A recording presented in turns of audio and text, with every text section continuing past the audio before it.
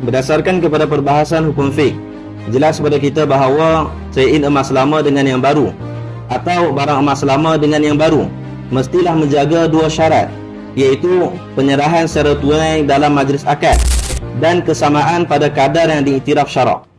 Oleh itu, sebarang penambahan atau pengurangan dalam timbangan ketika menjual atau menukar emas dengan emas adalah tidak dibenarkan. Hal yang demikian termasuklah juga kesamaan dari segi ketulinan sesebuah emas. Emas yang bercampur dengan bahan lain seperti tembaga dan seumpamanya tidak sama dengan emas yang tulen. Sebagai contoh, emas 999 tidak sama kadarnya dengan emas 916. Oleh itu, pertukaran ini tidak dibenarkan kerana terdapat perbezaan kadar emas tulen di antara keduanya. Perkara ini boleh diketahui melalui mereka yang pakar dalam bidang ini.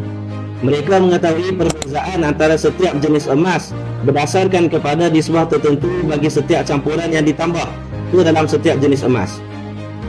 Perkara ini dikuatkan lagi dengan pandangan daripada pertumbuhan perakaunan dan pengauditan bagi institusi kewangan Islam.